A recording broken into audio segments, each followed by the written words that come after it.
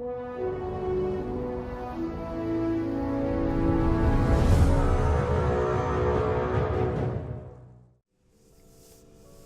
hello everyone, and welcome to our second of 3 class breakdowns, continuing with Tuatha de Danann for today.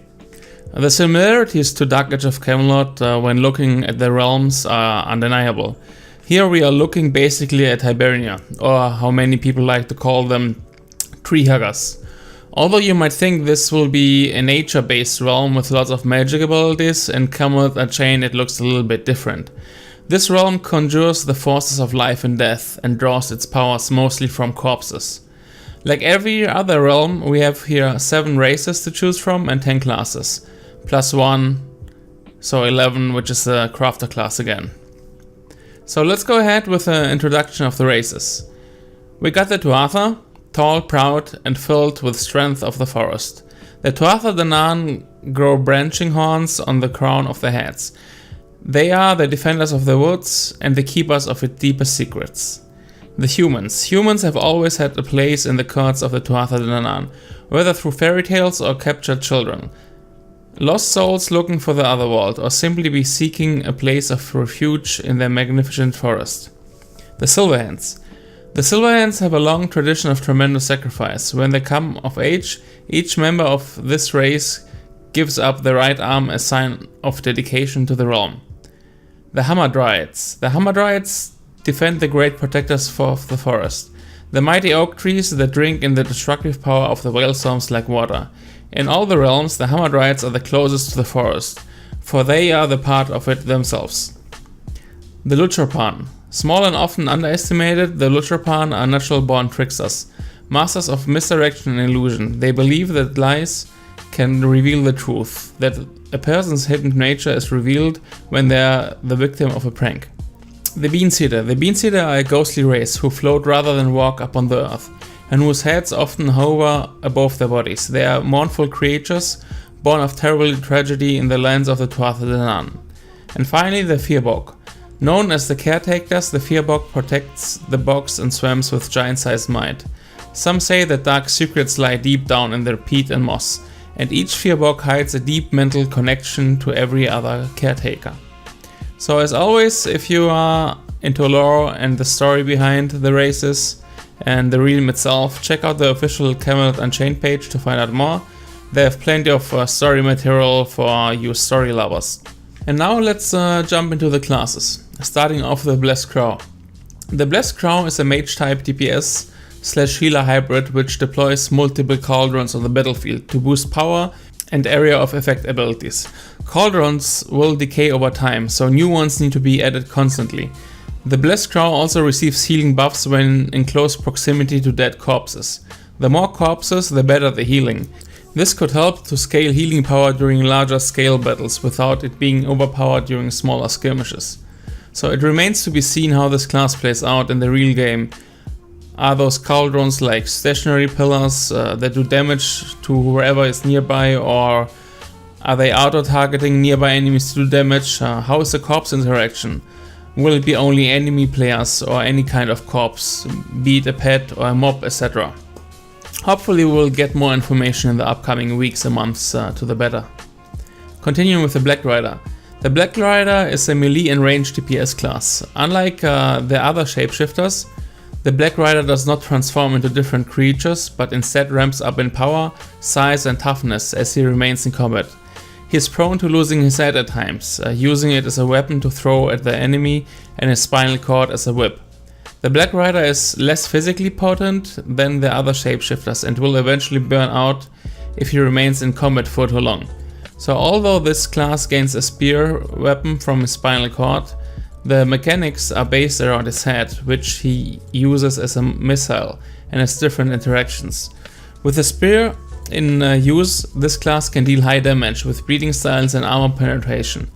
When he is decapitating his head, on the other hand, it turns into a different style of gameplay, throwing the head at enemies, debuffing them and dealing damage. If you do a killing blow with the head, the next ability you use will have no cooldown and no activation cost.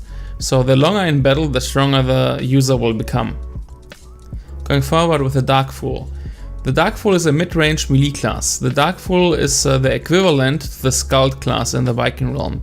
He uses auras and shouts to either buff their allies or debuff their enemies.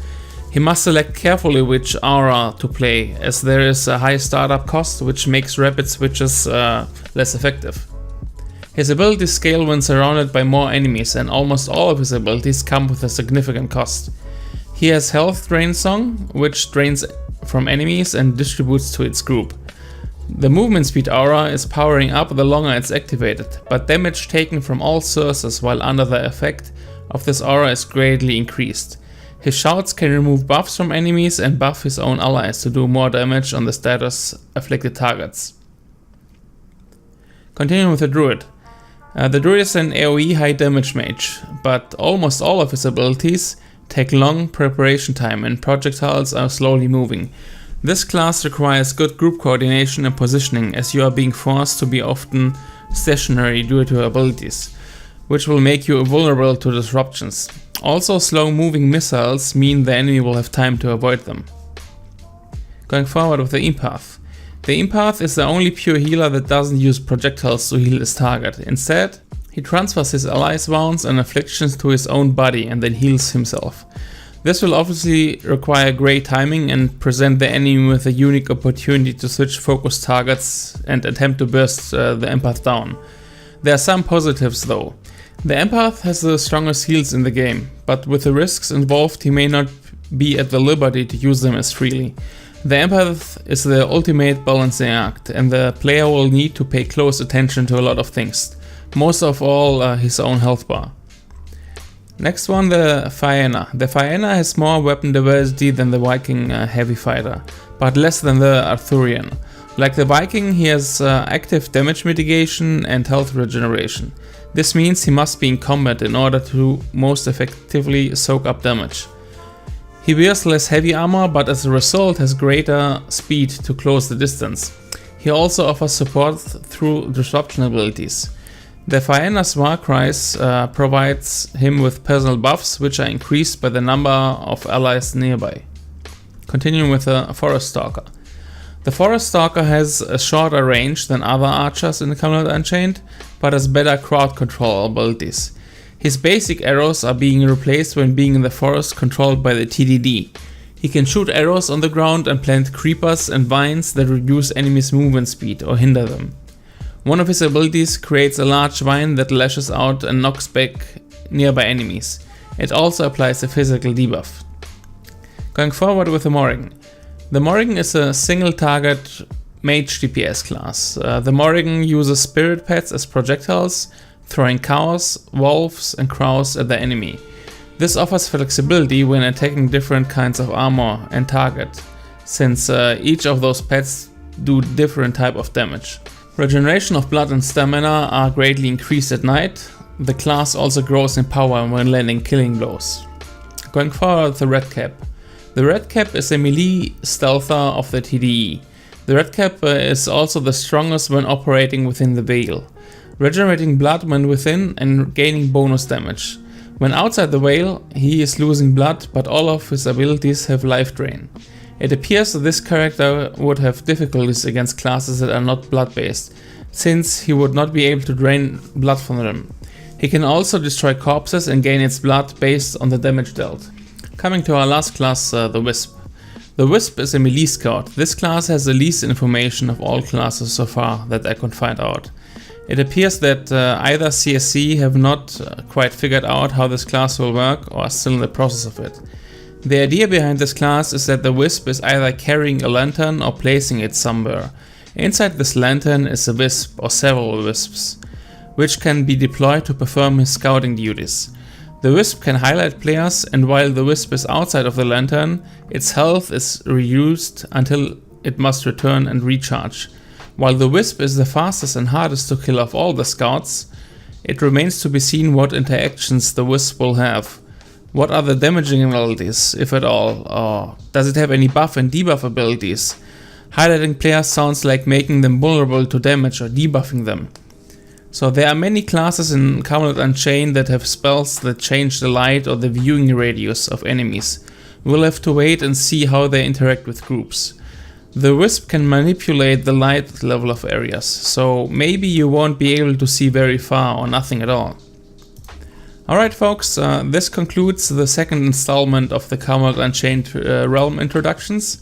I'm not quite sure what to think of this realm yet. Lots of class abilities like the ones from the Black Rider or the Wisp remind me of League of Legends and the Syndra and Lulu. It remains to be seen how they play out in the beta and ultimately in the final product. Lots of the description have words like strongest stealther or most potent healer on the TDD. Very odd, since those wordings have not been used on the other realms. Overall, a lot of those classes grow stronger over time, but then rapidly fall off. So it appears the longer the fight goes, the worse the cards of the TDD seem to be. What do you think of this realm? As always, please like and subscribe if you like the content, and next week we're gonna do the Arthurians. Thanks and peace out.